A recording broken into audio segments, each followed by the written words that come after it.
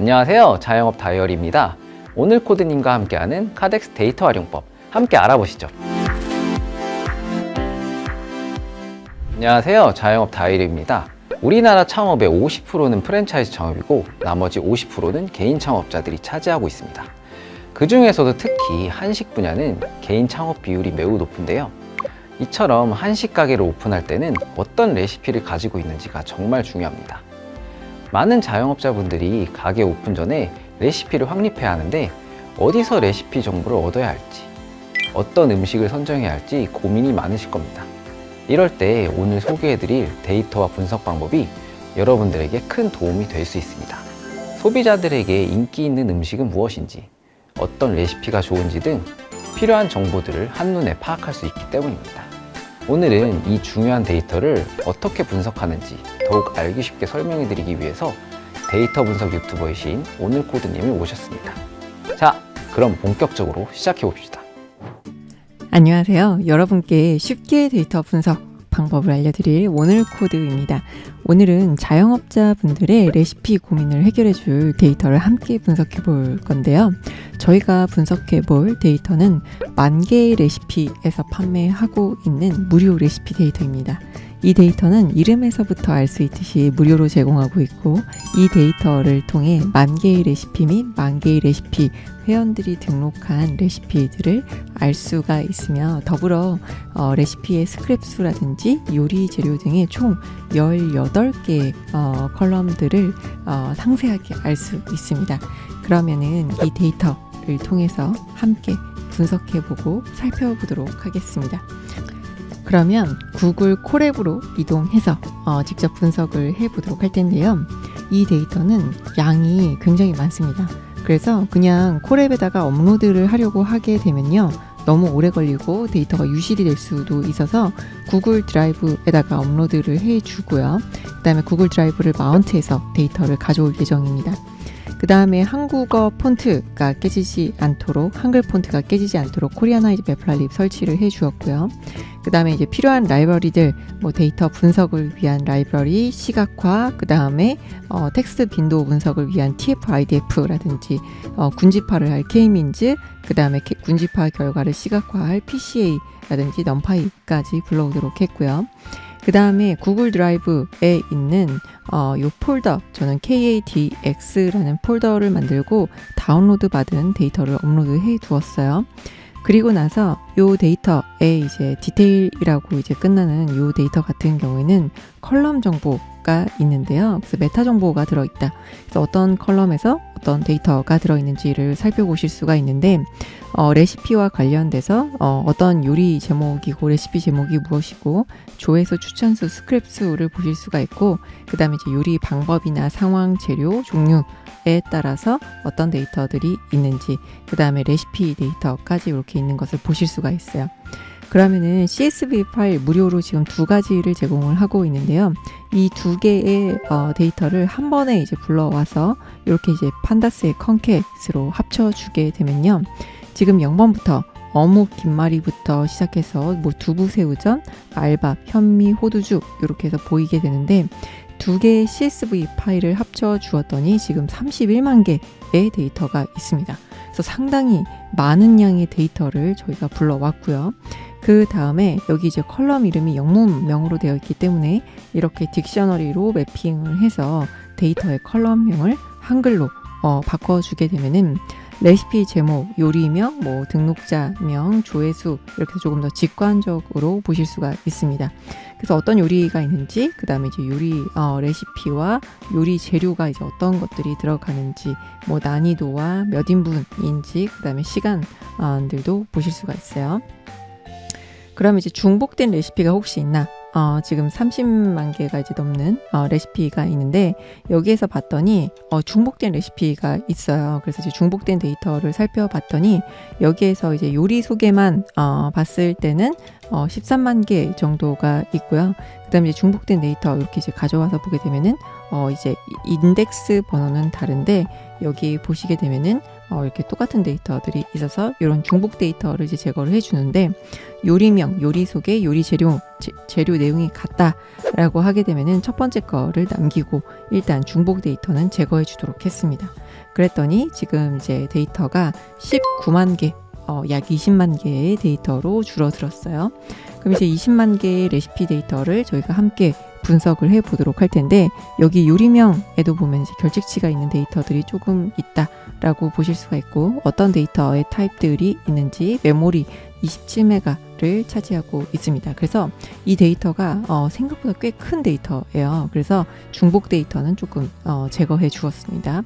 그리고 이제 추천수와 스크랩 수를 보게 되면은 75% 3, 4분위 수가 4, 148 이렇게 이제 되어 있는데, 맥스 값하고 상당히 차이가 크다라는 것을 보실 수가 있어요. 그래서 이상치들, 그래서 인기 있는 레시피들만 추천을 더 많이 받고, 그 다음에 스크랩을 많이 받는 레시피일수록 더 이제 스크랩 수가 약간 이렇게 이제 적은 데이터들, 추천 수나 스크랩 수가 이제 적은 것들이 있는 반면 굉장히 이제 많은 것들이 있다. 그래서 이제 차이가 조금 크다, 이상치가 있다, 이렇게 이제 보실 수가 있고요. 그 다음에 중복된 데이터 있나 확인을 해봤더니 제거해 주었기 때문에 없고요. 그 다음에 조회수 분포와 스크랩수 분포를 해보게 되면은 이렇게 왼쪽에 데이터가 다 몰려 있고 오른쪽으로 긴 꼬리를 가진다라는 것은 이상치가 상당하다라는 것을 보실 수가 있습니다. 그럼 이제 조회수를 기준으로 레시피 상위 10개를 이제 가져와 보도록 했습니다. 그래서 닭볶음탕, 뭐 잡채, 부대찌개, 그 다음에 돼지고기 김치찌개, 오징어 볶음, 떡볶이, 닭도리탕, 소고기 묵국, 콩나물 무침, 제육볶음과 같은 레시피들이 조회수가 상당히 높다라고 이제 보여집니다.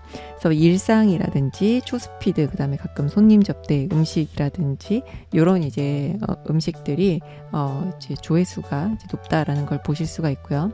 그 다음에 스크랩수 같은 경우에는 조회수가 높아야지 스크랩수도 높을 수밖에 없겠죠. 그래서 노출이 많이 돼야지 스크랩도 많이 되기 때문에 닭볶음탕, 부대찌개, 떡볶이, 두부조림, 잡채, 제육볶음, 오징어 볶음, 김치 비빔국수, 소고기 미역국, 된장찌개 이렇게 이제 스크랩수가 이제 많은 10개의 레시피가 이런 이제 레시피들이 있다라고 보실 수가 있습니다. 그다음에 난이도, 등록된 난이도를 보게 되면은 아무나 초급이 상당히 많습니다. 그래서 신의 경지 레시피보다는 누구나 쉽게 할 수 있는 레시피일수록 훨씬 빈도가 높게 나타난다라고 보실 수가 있어요. 그럼 이제 신의 경지 레시피는 다른 데이터에 비해서 레시피의 빈도수가 적은데요. 신의 경지에서 이제 조회수가 높은 레시피 10개를 가져와서 보게 되면은 마늘장아찌, 오이소박이, 쑥 버무리, 선지해장국, 참치 김밥, 그 다음에 이제 순대볶음, 요런 순으로 지금 이제 조회수가 이제 높은 레시피들이다라고 보실 수가 있습니다. 그 다음에 이제 결측치 처리를 해 주었고요. 인기도를 이제 구하는데 조회수, 추천수, 스크랩수를 다 더해서 인기도라는 새로운 변수를 만들어 주었어요. 그 다음에 인기도 상위 5개 레시피를 갖고 와서 이제 인기도를 이제 분석을 해 보도록 할 텐데요. 일단 인기도 상위 5개 레시피를 보게 되면은 닭볶음탕, 잡채, 부대찌개, 돼지고기, 김치찌개, 오징어 볶음이 상위 5개의 레시피다라고 보실 수가 있습니다. 다음으로 요리 방법별 레시피 인기도를 보시게 되면요. 끓이기, 볶음, 굽기, 무침, 기타, 조림찜, 절임과 같은 레시피를 이제 봤을 때 끓이기하고 볶음, 굽기가 인기도가 이제 높고요. 많이 이제 빈도가 등장한다라고 볼 수가 있고요. 그다음에 일상, 간식, 초스피드. 그래서 여기에 있는 인기도는 여러 변수, 조회수, 추천수, 스크랩수를 다 합친 숫자다라고 보시면 됩니다. 그래서 일상 음식이 레시피가 인기가 많고, 그 다음에 간식, 초스피드 이런 이제 순이고요. 그 다음에 재료별로 봤을 때는 채소가 가장 인기가 많고, 해물, 가공식품, 돼지고기, 밀가루, 소고기, 달걀, 유제품, 닭고기, 쌀, 건어물류 순으로 이제 레시피의 인기도를 보실 수가 있고요. 난이도로 봤을 때는 아무나 초급, 누구나 쉽게 만들 수 있는 레시피가 훨씬 더 인기도가 빈도수를 다 더했을 때, 숫자를 다 더해서 봤을 때 가장 가장 이제 높게 나타난다. 그 레시피 빈도수도 더 높은 편이기도 합니다. 그다음에 이제 요리 시간별 레시피 인기도를 봤을 때는 30분 이내, 60분 이내, 15분, 10분 이내인데 30분 이내가 가장 인기도가 높게 나타났습니다. 그 다음에 이제 요리 시간과 인기도가 이제 평균보다 이제 높은 레시피를 이제 가지고 왔을 때 보게 되면요. 인기도로 이제 상위 10개를 보게 되면 닭볶음탕, 잡채, 부대찌개, 돼지고기 김치찌개, 떡볶이, 닭도리탕, 제육볶음, 소고기 묵국, 안동 찜닭, 그 다음에 콩나물 무침 순으로 보실 수가 있습니다. 그러면 두 개의 변수를 같이 한번 보도록 할 텐데요. 요리 상황별로 이제 방법별로 빈도수를 보게 되면은 일상에서 끓이는 레시피가 가장 인기가 많다. 가장 빈도수가 많다. 이렇게 이제 보실 수가 있고요. 그 다음에 일상에서 볶음, 그리고 간식 굽기, 그 다음에 일상 무침, 그 다음에 이제 조림에서 일상의 이제 조림도 빈도가 많다. 이렇게 이제 보실 수가 있고요. 그 다음에 튀김, 간식에서는 이제 튀김이 빈도수, 기타도 이제 빈도수가 높은데 튀김도 이제 빈도수가 높게 나타나고 있다라고 보여집니다. 그 다음에 이제 요리 상황별로 이제 재료를 봤을 때는 채소류가 가장 빈도가 높습니다. 일상에서 채소류, 그 다음에 이제 간식에서도 채소류, 그래서 채소류가 레시피에 상당히 많이 등장한다. 그래서 이런 이제 식자재 중에서도 밀가루, 간식에서 이제 밀가루가 빈도수가 높은 편이고, 돼지고기 같은 경우에도 일상에서 이제 가장 빈도수가 높고, 해물류 같은 경우에도 일상에서 빈도수가 높게 나타나고 있습니다. 그다음에 간식에서는 가공식품류가 상대적으로 이제 빈도수가 좀 높게 보여진다. 그래서 이제 재료별로 봤을 때도 어떤 이제 식자재들이 빈도수가 이제 높게 나타나는지 상황별로 이렇게 이제 비교를 해 보실 수가 있고요. 방법별로 요리 재료별로 이렇게 보게 되면은 지금 여기 이제 채소류 같은 경우에는 끓이기, 지금 무침, 볶음, 부침 다 이렇게 좀 빈도수가 높게 나타나는데 무침이 가장 빈도수가 높고요. 그 다음에 볶음과 끓이기 이렇게 이제 다양하게 이제 채소류를 활용하고 있다라고 보여지고요. 그 다음에 밀가루 같은 경우에는 주로 굽기에 활용을 하고 있고 끓이기라든지 기타에도 활용을 하고 있고 소고기도 굽기보다는 이제 끓이기가 더 많이 나타나는 것을 보실 수가 있습니다. 가공식품 같은 경우에도 끓이기, 볶음 이런 레시피들이 많고 해물 같은 경우에도 끓이기, 그 다음에 볶음 이런 레시피들이 빈도수가 높다라는 것을 확인해 보실 수가 있습니다. 그럼 이제 레시피가 여기에서 거의 20만 개 가까이 되는데요. 이 20만 개 되는 레시피들을 하나하나 다 열어보면은 좋겠지만 우리가 하나하나 다 열어보기가 어려울 때는 군집 분석을 해볼 수가 있을 텐데요. 일단 여기서 이제 TF-IDF 라는 벡터화 기법을 통해서 텍스트를 수치 형태로 만들어 줍니다. 그리고 나서 이렇게 이제 TF-IDF 가중치를 준 텍스트에 대한 가중치 값을 다 더해 주게 되면요. 여기에서 이제 모든 컬럼들을 다 더해 주면 좋겠지만 일단 레시피 제목, 요리명, 요리 방법, 별명, 재료, 그 다음에 종류를 다 합쳐 주었어요. 그래서 텍스트를 합쳐서 이렇게 이제 TF-IDF 분석을 해 보았더니 채소류, 기타, 밑반찬, 볶음, 끓이기, 굽기, 메인 반찬, 그 다음에 해물류, 가공식품, 무침, 밀가루, 돼지고기 요런 이제 식자재 재료와 레시피 제목, 요리 방법, 재료, 종류와 같은 그 키워드들이 주로 이제 등장한다. 그 다음 이제 백종원 레시피 이런 것들도 꽤 많이 이제 등장을 하는 것으로 이제 보여집니다.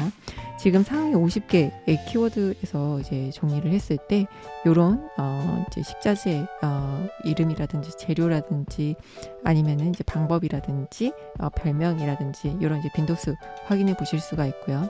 그 다음에 K-민즈 알고리즘을 사용을 해서 군집화를 3개로 나눠 주었고요. 그 다음에 이걸 시각화해 주게 되면은 이렇게 20만 개의 데이터를 군집화해서 시각화해서 이제 3개로 나눠줬다라고 볼 수 있습니다. 그럼 주요 군집별로 키워드를 보게 되면요, 0번, 1번, 2번 이렇게 이제 3개의 군집으로 나눴는데 0번 군집에는 볶음, 채소, 밑반찬, 끓이기 이런 것들이 있다면 1번 군집에는 굽기, 밀가루, 과자, 디저트, 메인 반찬, 달걀 이런 키워드들이 주로 등장합니다. 그 다음에 2번 키워드에는 만들기, 음료, 과일, 채소, 디저트와 같은 이제 키워드들이 등장한다라고 보여집니다. 근데 군집별로 워드 클라우드를 그려보도록 할 텐데요. 동그라미 마스크를 생성을 해서 동그라미 모양으로 이제 폰트를 불러와서 워드 클라우드를 한번 시각화 해보았습니다.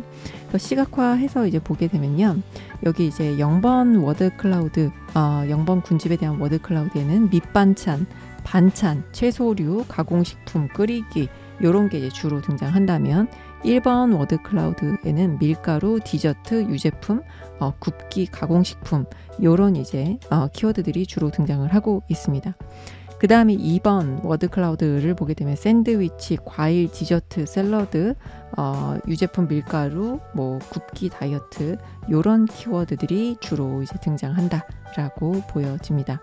그 다음에 전체적으로 봤을 때 워드 클라우드를 시각화해 봤더니 과일류, 기타, 튀김, 유제품, 뭐 해물류, 굽기, 채소류, 밑반찬, 끓이기, 메인 반찬과 같은 이런 이제 키워드들을 활용을 해서 이제 보실 수가 있을 것 같아요. 그래서 요약을 이제 데이터를 해 보았는데요. 여기에서 저희가 이런 이제 어떤 레시피에서 어떤 키워드들이 등장을 하는지를 한번 봤습니다. 그래서 자영업자 분들께서 이런 무료 레시피를 비즈니스에 이제 활용해 보실 수가 있을 텐데요. 오늘 분석을 통해서 다양한 메뉴의 레시피와 인기 메뉴가 무엇인지 파악할 수 있었는데요. 뿐만 아니라 사람들이 선호하는 요리 방법이 무엇인지 공통 재료 분석과 재료 대체 활성화 가능성까지 알 수 있었는데요. 창업을 앞두신 분들도, 메뉴를 개발하고 싶으신 분들도, 메뉴 디벨롭을 원하시는 분들 모두에게 큰 도움이 될 무료 레시피 데이터 한번 분석해 보시면 가지고 있었던 고민들 모두 해결이 되실 거예요. 지금까지 오늘 코드였습니다. 자, 여러분, 오늘 함께 살펴본 무료 레시피 데이터와 그 분석 방법 도움이 되셨나요? 이제 레시피도 데이터를 활용하면 더 넓은 시야로 볼 수 있다는 점 확실히 느끼셨을 것 같습니다.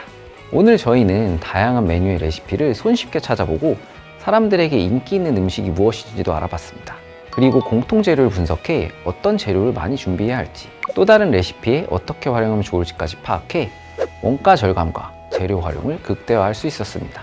그럼 오늘 영상은 여기까지입니다. 영상 하단 설명란에 이 데이터를 다운로드할 수 있는 카덱스 플랫폼의 링크를 남겨두었으니 참고 부탁드리겠습니다.